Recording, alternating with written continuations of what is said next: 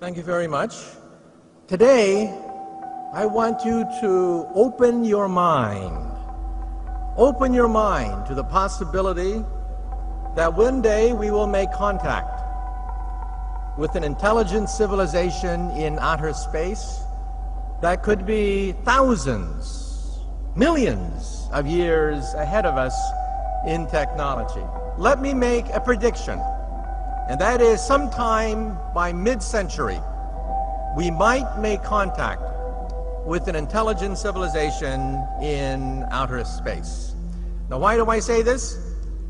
Because even as we speak, the Kepler satellite, the Kourou satellite are identifying hundreds of exoplanets in outer space, 500 identified so far. When we physicists look for alien civilizations, we don't look for little green men. We look for energy consumption.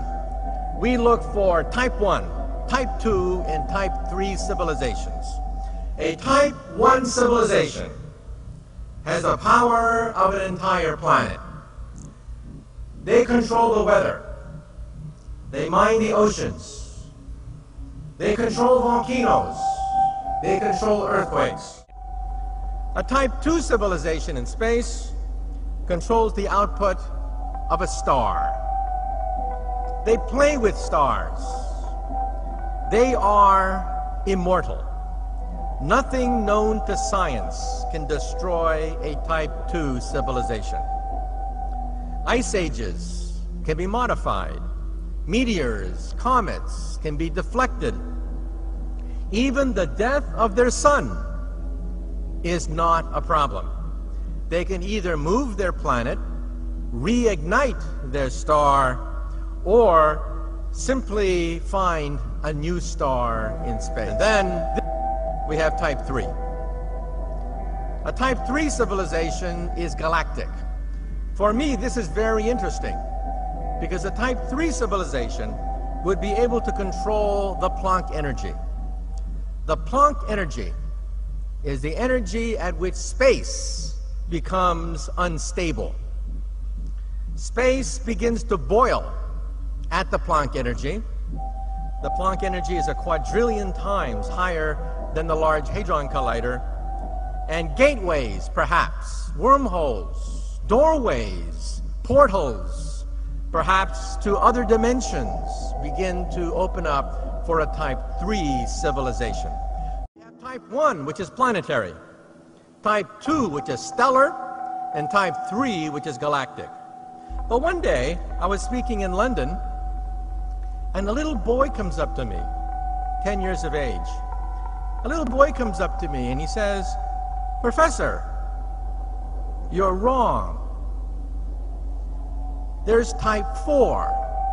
There is something beyond galactic, and that is dark energy. There is an energy source beyond the galaxy itself, making up 73% of the entire universe, dark energy." And then the question is, if we start to explore outer space and look for advanced civilizations, why don't they talk to us? Why don't they land here in Saudi Arabia and say, "We come in peace"? Well, my attitude is, if you walk down a country road and you see an anthill, do you go down to the ants and say, "I bring you trinkets, I bring you beads, I give you nuclear energy, take me to your leader"? Or maybe you step on a few of them. What does it mean for us? What are we? Are we type 1 that control the power of a planet? Are we type 2 that control the power of a star? Are we type 3 that can control galaxies, alter the fabric of space and time? No. We are type 0. We get our energy from dead plants, oil and coal. But take out a calculator. How long will it take for us to become type 1? The answer is 100 years. Around the year 2100, we will become a type 1 civilization. And we see the beginnings of that now. What is the Internet?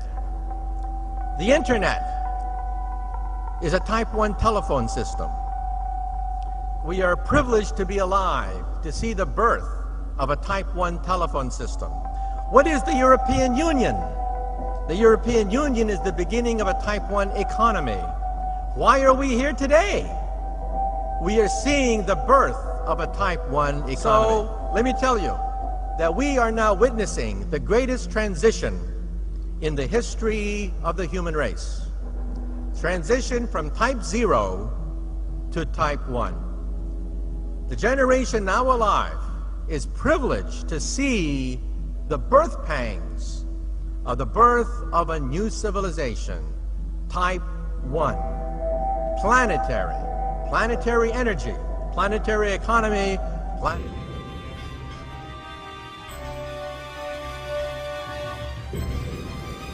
Ray Kurzweil joined us on the program, and he made the comment that not too long from now, we're going to look back and wonder how in the world we got away without backing up the contents of our brains, which begs the question, are we discovering that human consciousness is a mechanical process which can be understood and will be replicated like other functions in the human body?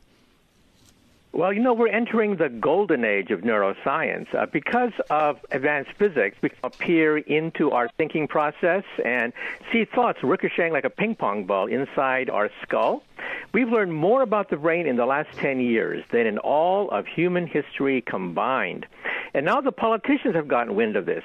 President Barack Obama and the European Union have collectively pledged $1 billion to create a map of the brain, a connectome containing all our thoughts and emotions and personality.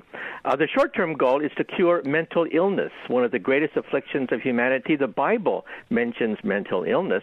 But beyond that, as you said, Ray has conjectured that maybe we'll have our soul on a disc. It's called a connectome. So in the future, we'll have one disc called the genome with all the genes of our body. We'll have a second disc called the connectome with all the connections of our mind. And then you wonder, well, is the soul nothing but information? Question mark. It is now transparent that what is about to transpire on this planet is nothing short of the transcontinental transformation of humanity. A global transition to transhumanity is the true meaning behind transalchemy. Homo sapiens have used the power of their own minds to shape and mold the elements of this earth, to create and use tools that have enabled them to literally touch the sky. The creative power of the human mind itself has made it the greatest tool we have ever had. Today, men of science are creating a new tool, which may expand beyond the power of our great tool. They are building artificial intelligence. As is the case with all science, the present-day project to create artificial intelligence is rooted in the ancient mysteries of the so-called philosophic elect. For ages, man has reached up toward the heavens in his quest to grasp the light of the sun. This symbolic fire, the light of the sun, has always represented divine intelligence. Enlightened men have long contemplated the existence of an intelligence greater than their own. In contemplating this heavenly mind, they believed that they were coming closer to God. I think the idea of enlightenment is very much taking the Renaissance humanism that humans actually matter, improving human life is a good thing, and bringing in the idea of, yes, and rationality is actually an even better thing. And of course the symbol of that is the light, because we can see through the light. The highest esoteric goal of the ages has always been to raise the intellect of man to such a height that he may attain godhood himself. The expansion of intelligence itself is an ancient philosophic quest which continues to this very day. The occult practice of alchemy has always concerned itself with these ends. It was never about the literal transformation of lead into gold, but rather its references to base metals and gold were simply allegorical ciphers used to confuse the profane masses into misinterpretation of the alchemist's work. The true alchemical process has always been about transcending the human state of being through expansion of the mind. In doing this, the alchemist eventually gains the wisdom to intelligently manipulate matter. and thus become a creator god. Modern science is in fact a form of alchemy. It is all about man's intelligent manipulation of the physical world. Science has been used to create the modern world we live in today. It has done this by refining the raw materials of the earth and transmuting them into new synthetics. Taking this alchemical process even further, man now seeks to intelligently manipulate his own body, which is also a raw material of the earth. This trans-alchemy can only be accomplished through the use of science. The transhuman transformation of material existence represents man's transcendence to godhood, and it all begins with the mind. In an effort to expand the power of mind itself, science is now being directed toward the creation of artificial intelligence. The ability to imbue lifeless matter with the power to think is indeed a godlike power, and the nihilistic mantra, "God is dead," may take on new meaning if artificially intelligent machines decide to replace their human creator, gods. The unpredictability of future artificial intelligence contrasts with the total predictability that current AI projects seek to create. Powerful AI systems are now being developed for the deliberate purpose of tracking, tracing, and predicting the behavior of ordinary citizens. A prime example of this is seen in the European Union's Project INDECT, which is being designed to observe, search, and detect security threats in urban environments. The European Union forbids that kind of aggregation of consumer data and individual medical record data and that kind of thing, much more stringently than we do in the United States. However, they also are exploring what we have probably already been doing through DARPA and the Department of Defense, which is aggregating forms of criminal databases and other kinds of databases to do predictive modeling of who's going to be a terrorist. So that was called Total Information Awareness in the Bush administration, and it was closed down as an official project, but it's still going on in the Department of Defense, one form or another of that Total Information Awareness project. Now, the European Union just has to, they're more transparent, and so they announced the fact that they're doing this, and that's a good sign. The U.S. intelligence community is very likely pursuing similar aims with greater amounts of funding in a less public way. The INDECT system will be hooked into public security cameras, websites, discussion forums, peer-to-peer networks, and even individual computer systems. By collecting huge amounts of data, INDECT will be able to detect patterns within human behavior. This system will be used by police forces across the EU to detect abnormal behavior. INDECT, along with other surveillance programs such as Internet Eyes, are ushering in a new world of total surveillance. The Internet Eyes service involves players scouring thousands of CCTV cameras installed in shops, businesses, and town centers across Britain, looking for lawbreakers and people exhibiting antisocial behavior. That's the idea of surveillance, is that if everyone is watching everyone, then you can watch the government watch you. So you have a sort of protection by watching the watchers. Okay, what you sacrifice is privacy, and then, as I said, whoever's smartest wins. Whoever's smartest wins. Symbolically, this system of total surveillance tells a powerful story, which has its roots in the ancient world. The acronym AI can be taken to represent the creation of an all-seeing eye, AI in the sky. This all-seeing eye of God has been used throughout the ages to intimidate the population into behaving well before God. AI is the modern incarnation of the Eye of Ra. With its godlike power to see and control the entire world, artificial intelligence will either be the tool of modern alchemists, or it shall surpass their power and become the new god of Earth. Either way, we are talking about the physical incarnation of God on Earth, a situation which does not bode well for mere mortals. I think there is a kind of force will between the image of enlightenment from Prometheus, fire, and moving forward, maybe rebelling against the god, And the Lucifer idea about this shining, almost prideful light.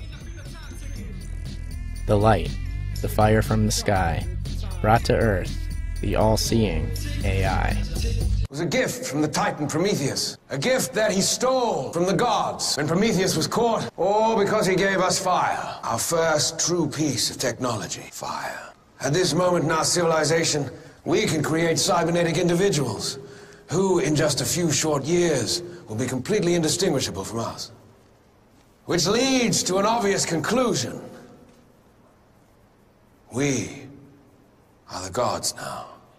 We physicists rank civilizations in outer space when we look for them with our instruments. We rank them as type 1, type 2, type 3. We are type 0 at the present time, but in about 100 years we'll hit type 1. Type 1 is a planetary civilization that can control the weather, control the oceans. Type 2 is stellar. They control stars like Star Trek. And type 3 is galactic, like in Star Wars. And we are about 100 years. You get a calculator and calculate it. We are about 100 years away from becoming a planetary civilization. And that means that the Internet, for example, what is the Internet anyway? It's the beginning of a type 1 telephone system. And we're seeing the beginning of a type 1 economy with the European Union and a type 1 sports with soccer and the Olympics and type 1 culture with rock and roll. And so it's not clear we're going to make it to type 1 because, of course, we have all the sectarian, religious passions of when we emerge from the swamp. But I would hope that we make the transition to type 1, that is a truly planetary civilization, and that'll happen around the year 2100. We are under attack from an old enemy, the Illuminati, and threatening us all with destruction at the hands of their new god, science. They call it retribution. They think it justified because of the Church's attacks on men of science in the distant past, and it's true. Since the days of Galileo, this Church has tried to slow the relentless march of progress, sometimes with misguided means. But science and religion are not enemies. There are simply some things that science is just too young to understand. So the Church pleads, stop. Slow down. Think, wait. And for this they call us backward. But who is more ignorant? The man who cannot define lightning, or the man who does not respect its natural, awesome power? You know, one way to look at this is that there's a clock of physiological evolutionary change. And every time that, the hand moves on that clock, 500,000, a million, 2 million years go by. And then we've got the accelerating pace at which we're gaining knowledge and inventing new technologies. There, somewhere along the line, the two clocks have to meet. There's a gap there. You know, we've got these Paleolithic emotions and we have nuclear weapons. I mean, that's a frightening condition, isn't it? Right. However, I think we have a secret weapon, and that is the spreading of the Internet spreads democracy. During the Cold War, for 50 years, dictatorships had lifetime employment for the last 50 years, but not anymore. Demonstrations across the world because of Twitter are overthrowing dictators one by one, and that spreads democracy. But it's also spread instability. We have greater instability on the global basis than I probably have seen in my lifetime. Yeah, but you see, it's good instability because democracies do not war with other democracies. Think of every war that we had to memorize since we were in grade school. War of 1812, 1945, 1066, right? Well, they've always been between kings, queens, monarchs, dictators, never between two democracies. Transalchemy presents Twitterverse. Twitterverse. Individual human identity is becoming insufficient. The global hive mind forming all around us provides easier and greater ways for one to transcend individualism through metavisualism. The transhuman merge of man and machine also concerns the perfection of a collective hive mind. It requires many minds to build and maintain our advanced society. Technology drives this trend further with the advent of such tools as Twitter, Wikipedia, Skype, etc., Google Wave, and Wikipedia. Anyone wishing to add to the collective pool of knowledge can do so instantly and effortlessly by creating, editing, and linking topics on Wikipedia. Despite their scale, systems like Wikipedia lack the power to communicate thoughts instantly between groups of people. This real-time interactivity is what will drive the future development of social networks and tools such as Twitter. So for all those who seek further hive mind interconnectivity, the Twitterverse has been created. It is a space where thoughts connect you to your followers, including those followers that you're not even aware of. Make no mistake, Twitter serves as a form of ambient surveillance that mirrors and replicates your thoughts throughout the digital hive mind. We can search for agents, people and organizations, according to geographical region. We can also search for agents according to the emotional states they express: happiness, sadness, anger, joy, and pain. But why stop there? We can also monitor the collective emotional state of a group of twits. Want to see the current emotional state of your country, state, or even your block? The Twitterverse allows you to do this. It is merely the beginning stage of a larger and much more profound social engineering project. We are entering a world where everything we do and think becomes public knowledge. The hive mind is growing all around us. Are we too busy to even notice it? You and I are busy like a bee. Hive. You are busy like a beehive.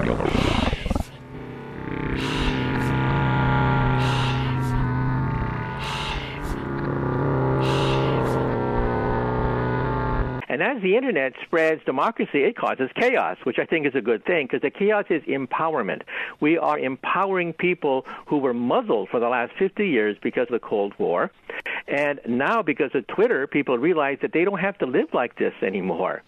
And they can revolt, and they can they can create a better society. And there are going to be a lot of twists and turns, because they're going to be compressing, 300 years of European democracy in just a few decades. Mm-hmm. Right, but I think that once democracies emerge, they don't war with each other. And I think that's a good thing. So we'll still have wars in the future, but we'll have fewer of them. And I think young kids today feel more global than before. They have a type 1 consciousness. Kids, for example, think nothing of playing video games with somebody in Russia, South Pole, Alaska. Mm-hmm. They play video games with children all over the world. And so their consciousness is less and less sectarian and more type 1, that is planetary. And I think that's a good thing. With all the terrorism, warfare, bickering that we see on the global stage, is there any part of you that thinks that we've lost sight of the fact that we're all one species presently surviving on one small blue ball in this vast landscape of space? Well, yes. You see, in the last 50 years, we had the Cold War, which froze politics solid. And so those of us who grew up during the Cold War thought that that was the norm. However, that was never the norm. That was the aberration. Now we're going back to politics as usual, where we have racial strife, nations competing with other nations, the usual chaos that existed before the Cold War. The difference, however, is because we have technology, it means people are empowered, which means that the crises of today are opportunities. Revolutions are never clean. They're always messy. But ultimately, the will of the people will prevail, I think. And I think that's a good thing. I think the greatest endangered species of the future are dictatorships. So what book am I going to go over today? Well, that would be Fire in the Minds of Men by James H. Billington. And this is a book primarily about revolution and the revolutionary faith. Page 5, another direct quote. The heart of revolutionary faith, like any faith, is fire. Ordinary material transformed into extraordinary form. Quantities of warmth suddenly changing the quality of substance. Highly occult-charged quote right there. Billington is a man who understands the occult tradition and the symbolism of the occult meanings behind many symbols. So here he's talking about the importance of fire, the symbolic significance of fire in the occult sense, and how that relates to the revolutionaries here, and how fire is really their symbol, their element. The one important element of the four elements is fire, for good reason. A quote from General Claude Francois Mallet.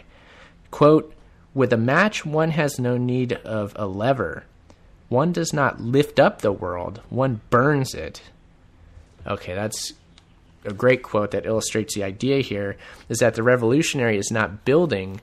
His job is more so in burning down, in the destruction phase, the alchemical phase of dissolution here. And he uses fire to destroy. So fire can create by destroying, actually. That's an occult idea too. So that's what's going on here, and that's a very interesting quote there. Okay, another note. Prometheus is the model for revolutionaries. Revolutionaries created many terms which are commonly used today. Even speculated on the year 2000 before the futurists. They were talking about cybernetics. The link between revolution and revolutionaries and transhumanism is a very important one. And this is a very good note on that right here. The idea of revolution built up long before the actual fact of revolution. So you got to build up the idea first. Quote, the return of a moving object to its place of origin, particularly the movement of celestial bodies around the earth. So that's what revolution is. It's going around in a circle to return in the end at your original starting point. Very important, very simple thing when you think about what the word revolution means, but it's a very important thing to sit back and contemplate and think of the broad implications on. Again, this is how the occult tradition works. You think about very simple things in a complex manner, and then you, in doing so, you learn quite a bit about the world that you live in.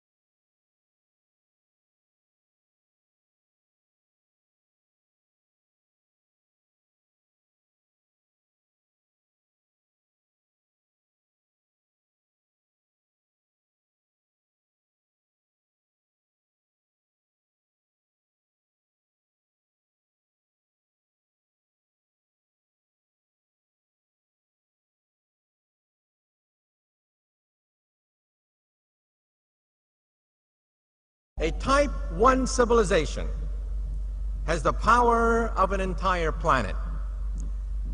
They control the weather. They mine the oceans. They control volcanoes. They control earthquakes. How long will it take for us to become Type 1? The answer is 100 years. Around the year 2100, we will become a Type 1 civilization. And we see the beginnings of that now. Photographers capturing an incredible display in eastern Russia. 4 volcanoes they found were erupting at the same time, just over 100 miles apart. Nobody's ever seen anything like this. 4 different volcanoes, 4 completely separate eruptions happening at the same time. Now on our top story, that magnitude 7.8 earthquake which struck the Iranian-Pakistani border. Early reports say there have been fatalities. Iranian officials say they expect deaths to be in the hundreds. Active volcano Mount Etna in Italy sent plumes of ash flying into the air today as it continued a series of recent eruptions. You felt it everywhere from Cape May to Manahawkin, Woodbine to North Wildwood, and all of you from Facebook to Twitter and all over social media are wondering what was that rumble through South Jersey this afternoon.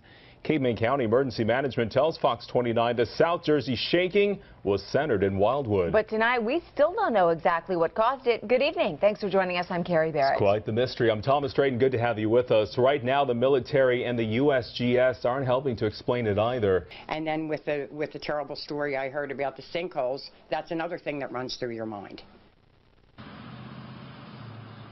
She's talking about a sinkhole, rumors of an earthquake, a sonic boom flooded social media when this happened. None of that confirmed. In fact, no word on what caused this. Reporting live in Woodbine, New Jersey, Shawnette Wilson, Fox 29 News. Well, I can tell you this, people are talking about it, Shawnette. In fact, our Fox 29 Facebook fan felt the shaking all over. Jamie said she felt it in Wildwood Crest. Chantel said she felt it twice in Galloway. Judy heard the boom in Malaga, but no shaking, and Julie said she felt it in Linwood, New Jersey. Well, we've been trying to get answers all day about what exactly this was, but so far, no one seems to know. You can see the windows vibrating in this surveillance video from Roger Wilco Liquor on Wellington Avenue in Ventnor, then the stunned reaction of employees inside. This happened shortly after 3 Tuesday afternoon, and people throughout Atlantic, Cape May, and Cumberland counties say they felt it. Now, the Shore region was shaken last Wednesday by a similar incident, which was also recorded at the liquor store and remains a mystery as well. We checked with the U.S. Geological Survey. They say there haven't been any earthquakes here. The military tells us they weren't doing any exercises in the area either. Luckily, we haven't gotten any reports of damage or injuries.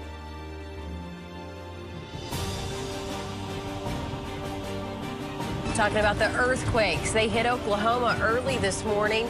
Overnight from 2 a.m. to the latest one at 5:15. News 9's Rusty Surratt is live for us this morning. 5 earthquakes rocking central and northeast Oklahoma, and these things were felt all the way from here in Oklahoma City down south to Chickasha, Weatherford, Fairview, Stillwater, even on over to Tulsa. We've got a timeline and a map to kind of give you an idea of where and when all of this started, and it was at about 1:45 this morning was the very first one. That was an estimated 3 miles west of Chandler. The U.S. Geological Survey saying that was a 3.0. 15 minutes later, right at 2 this morning, a very strong 4.3 earthquake shook the Oklahoma City metro area. This is the big one that most everyone felt at about 2 a.m. Melody Pettit, thanks for joining us. We're following a developing story right now that has people in several counties in our viewing area wondering, what was that sound? Dozens of you have let us know about a loud boom or explosion between 6:30 and 8:30 tonight. We've received reports about it from Mount Vernon, Nixa, Ozark, Aurora, and Reed Spring, but so far authorities say they've been unable to determine the source of the blast. We can rule out an earthquake at this point. The last one recorded anywhere near us was more than 12 hours ago near Oklahoma City. It's not just hot out there, it's record-breaking hot. This spring was the hottest since the government began keeping records in 1895. 150 million Americans have spent some portion of the past week under a heat warning. In tiny Norton, Kansas last week, it hit 118 degrees, hotter than Death Valley. Residents in Australia are feeling the heat as the temperature in Sydney hits a record high. The mercury rose up to 114.4 degrees in Sydney and to almost 116 degrees at the city's airport. Well, parts of Australia are on track for a record March heat wave. National meteorologist David Brown is, of course, keeping across it. Brownie, it seems summer's not quite over for some of us. Yeah, that's right, Beck, and good afternoon. In fact, most of southeast Australia is looking at a record heat wave for this time of year.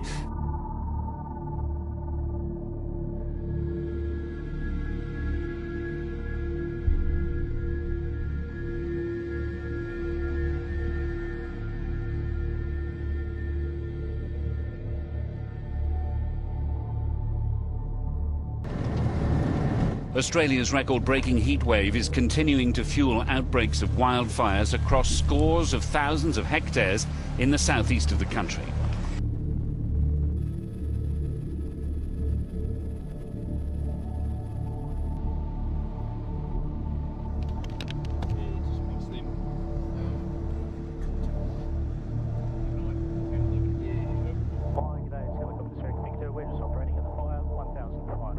$3,165 record high temperatures in the month of June. This as we just start July. And take a look at those red dots. The fiery red dots are in the middle of all those record high temperatures that you see. The yellow ones represent the 3,000. Those red dots are the warmest temperatures ever in cities. Folks, this has never happened before. Nashville, Tennessee, 109 degrees. Atlanta, Georgia, 106. Look at Raleigh at 105. We were on pace with the temperatures that were in Saudi Arabia and deserts all over the country. country with some of the hottest temperatures in the world. Now, with that heat came an awful lot of storms. About 1,000 storms kicked off on Friday, and then we had 800 yesterday. Our Ginger Z is in Arlington. We're Ginger, right where you are. My family, part of the millions of folks who spent the weekend without power this morning. Good morning, Ginger.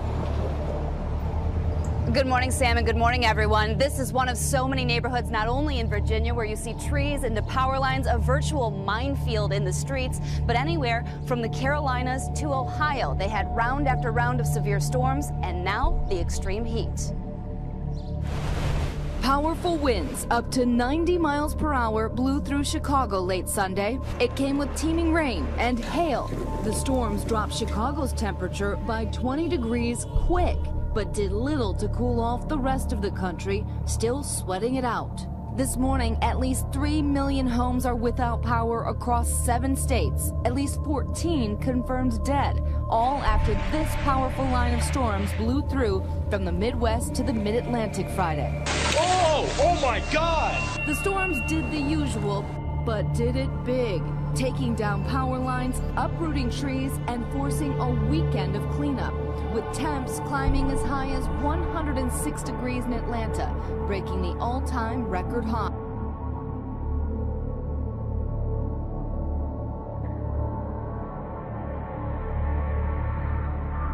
Big chill, 133 million Americans in this together. All day, these pictures were streaming into our newsroom. Wisconsin, Chicago, New York, and Washington, D.C. All of us apparently doing anything we could to stay warm. Take a look at that. In fact, it was so cold today, the Great Lakes had a wind chill of -40, which feels colder than the North Pole.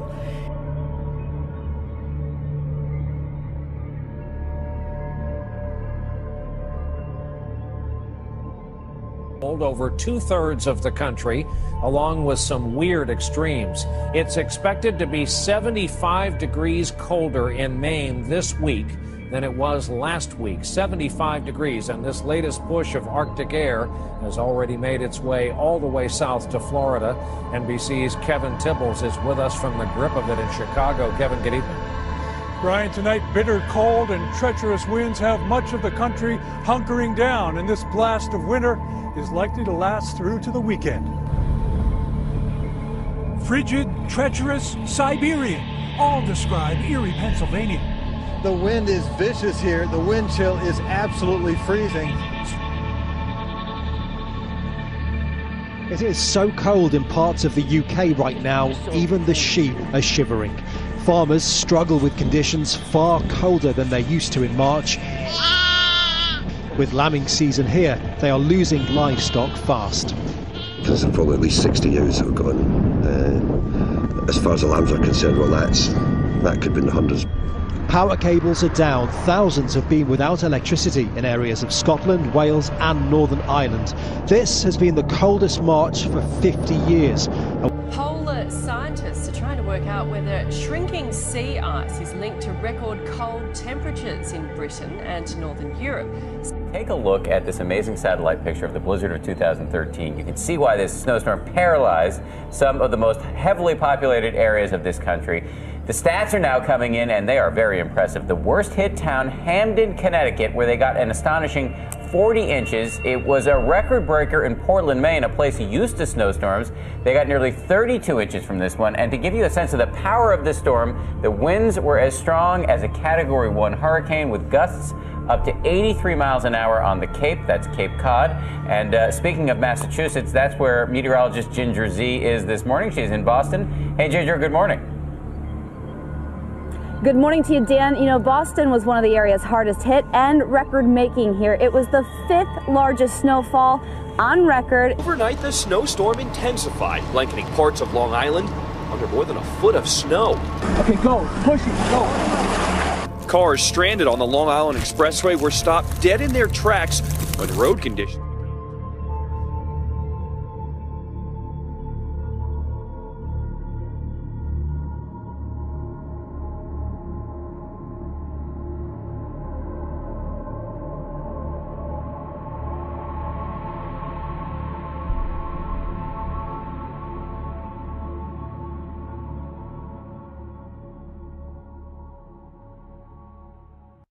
Fox urgent now, and just in, a magnitude 6.2 earthquake has just struck in Guatemala, only about 6 miles to the southeast of its capital city. That's according to the U.S. Geological Survey.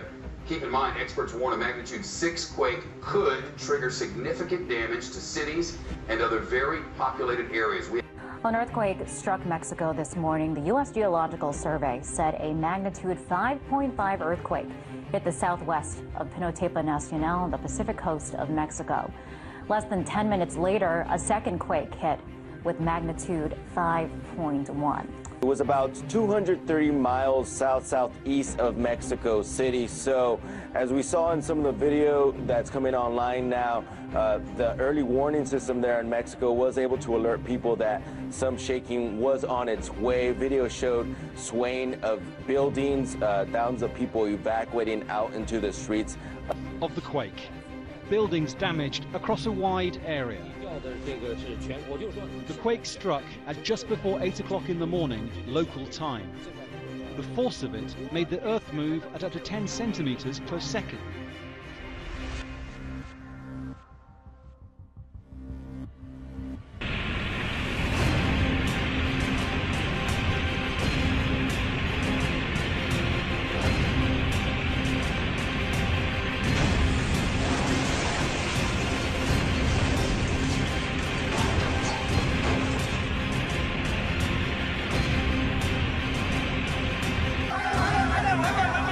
Survivors are still being found and rescued 2 days and a night after this earthquake hit. Thousands of soldiers with military helicopters that are now ambulances are taking the injured out.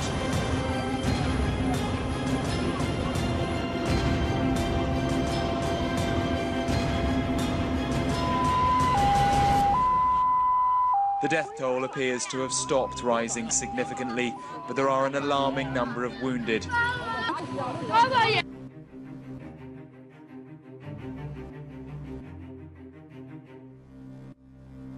Northeast is still recovering from Superstorm Sandy. It killed 147 people and left $50 billion in damage. A new forecast warns this year's hurricane season could be even worse. Professor Michio Kaku is a physics professor at the City University of New York. He's also a CBS This Morning contributor. Good morning. Morning. So how worried should we be about this season's forecast? Well, this is a wake-up call. As Yogi Berra once said, it's deja vu all over again. We're going to be hitting hurricane season in 2 more months. And this new report from Colorado State University says there's a 72% chance of a major hurricane hitting the United States this season, a 50% increase in the frequency and number of these hurricanes compared to the 1980s and 1990s. This could be maybe a new normal. And we have to be prepared for Hurricane Sandy 2.0. Telling an incredible story about something most people will never see. 4 different lightning strikes in the same spot. Sam Sweeney spent the day with those who saw it and has the unbelievable video. They say lightning never strikes twice in the same spot, but how about 4 times? It was definitely the closest I've ever seen a lightning strike. This surveillance video caught everything on tape. Lieutenant Jay Kircher says he and his crew were sitting in the operations center when they heard the crack and then saw 4 lightning bolts come down and make a meteor-like hole right in the center of the tarmac. Look at this. You can see multiple lightning bolts here, right? Well, scientists have just discovered that lightning isn't always visible. It's this phenomenon called dark lightning, and apparently it's just as powerful. If you get hit by a dark lightning strike, you won't die. At least not immediately, because it's a radiation strike, not a lightning or bolt strike. And the main way that you would ever get hit by this is if you're flying through a thunderstorm. Now, most airplanes fly around the storms, so there's no real risk. But if your plane gets hit by one of these dark lightning strikes, it's about 1 out of 1,000 strikes would be a dark strike. You would see maybe a small purple haze around the plane, and you would get a lifetime supply of radiation in less than 1 second.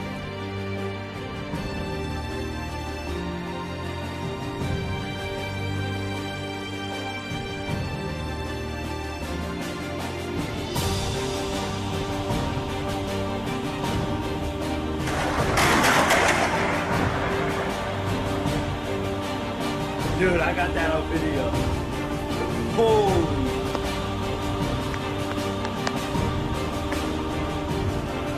Yes! I've got that on video.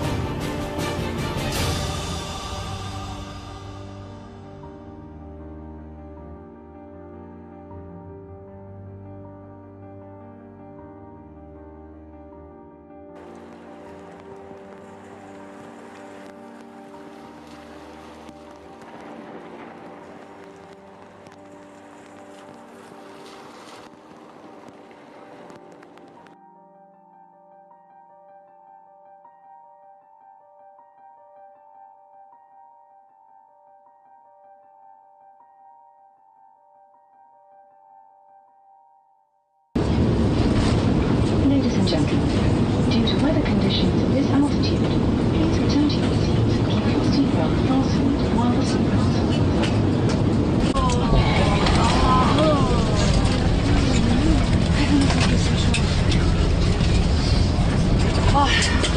We have the first images from Florida of that cavernous sinkhole that swallowed a home and a young man in his bedroom. And ABC's Gio Benitez shows us he is there. This is our first look at the massive sinkhole that swallowed up 37-year-old Jeff Bush while sleeping in his bed. Look closer. Authorities tell ABC News the sinkhole, about 30 feet wide and 100 feet deep, could well extend underneath the two neighboring homes. See was the tops of his bed. I didn't see nothing else, so I jumped in the hole and tried digging him out. And I couldn't get him. All I could hear was, I thought I could hear him screaming for me and hollering for me to help him. I couldn't do nothing. The hole inside this house kept expanding around him. Swallowed his whole bed, his dresser, everything in his room was gone. Ain't nothing in his room there at all, no more. 96 and Houston, a huge sinkhole. Jess, tell us about it. Jose, it is right in the middle of this residential neighborhood, right in the middle of the street. Let's take you right to it here. Joe Ambronio, my photographer, can show you that there are 3 cars inside of the earth that opened up, swallowed them whole.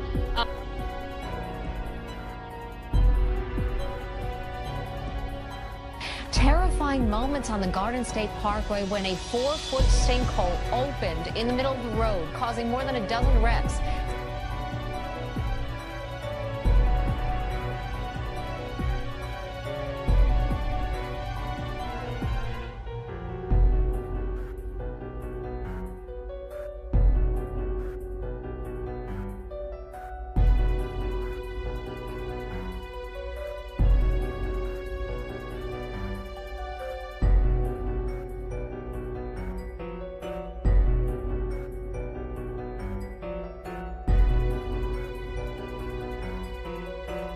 It's April 10th, 2013, 12:40 a.m. Pacific Time.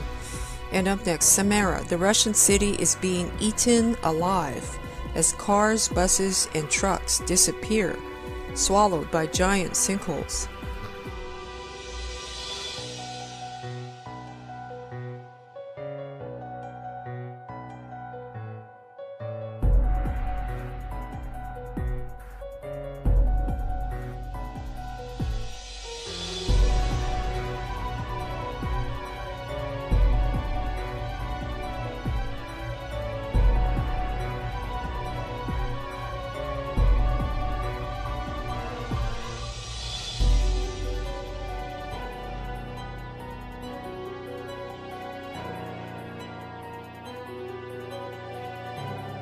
Transport officials in Ohio are scrambling after a sinkhole more than 1,000 feet long devoured part of a rural highway.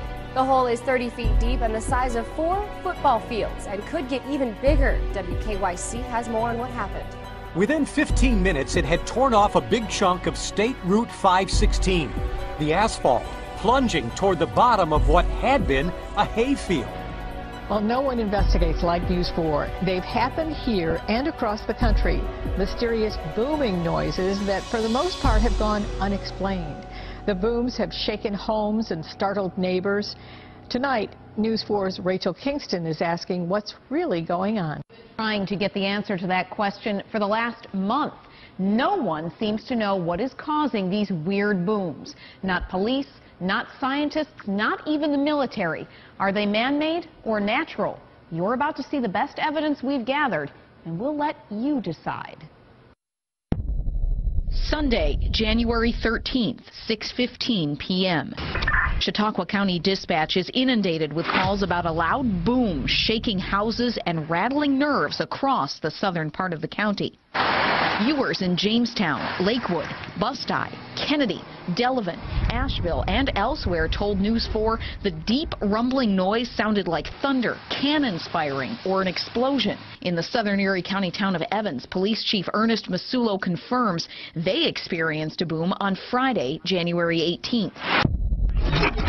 Approximately 4:23 in the afternoon, we started receiving phone calls of a loud noise. Some of the people on the call described it as an explosion.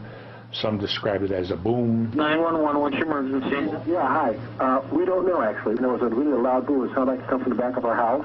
We just heard it here at the town hall, but we have no idea what it is. Could you please tell me, did you hear that noise? Yes, we... Loud explosion? Yes, we did. I don't see anything. It just, like, scared the heck out of me. These phenomena are not unique to Western New York. People all over the United States are hearing and feeling mysterious loud booms. Investigative reporter Linda Moulton Howe began investigating them in 2011.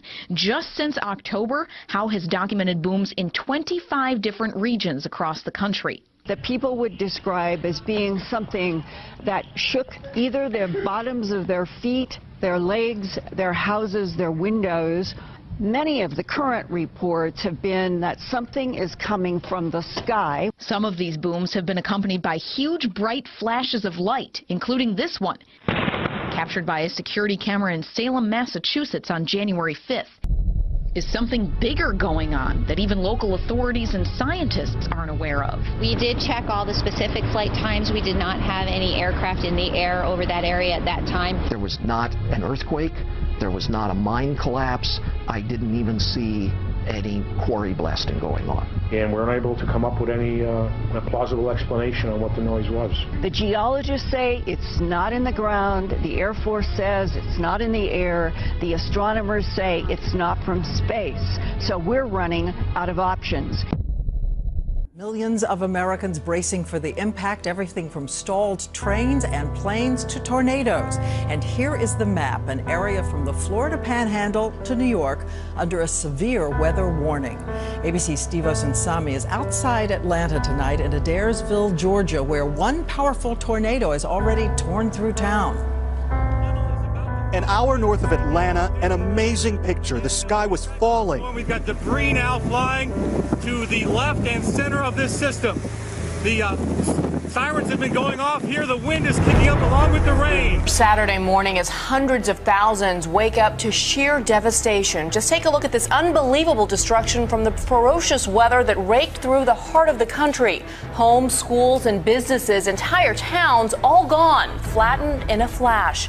This massive storm spawned more tornadoes in one day than we usually see in an entire month, all the way from the Gulf Coast to the Great Lakes. Huge storm. You can see it right there on the map. Here's what we know right now. At least 29 people dead, 13 in Indiana, 14 in Kentucky, and 2 in Ohio. This is the second round of killer tornadoes just this week. 95 tornadoes ripped through yesterday. If those are all confirmed reports, this would be the greatest Tornado Day one-day event in March for all history. Is official, 2012 was the hottest year in the United States since weather scientists started keeping records, and hotter not by a little but by a landslide.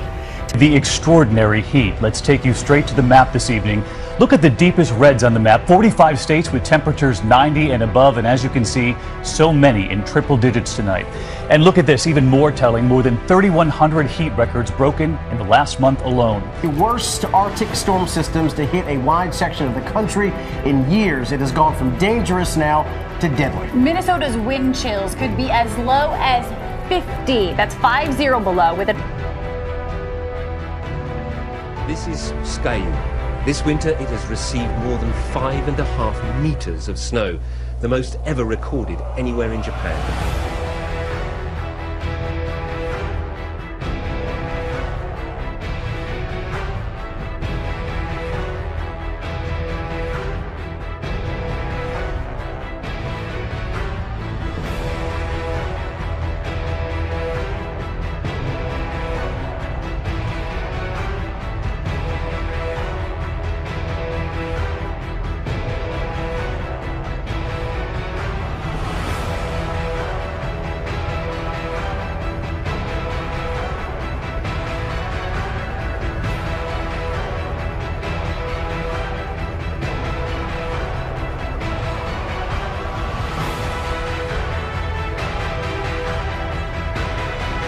First to the Solomon Islands, where police say at least 6 people, including 1 child, have been killed after the country was hit by an earthquake and tsunami.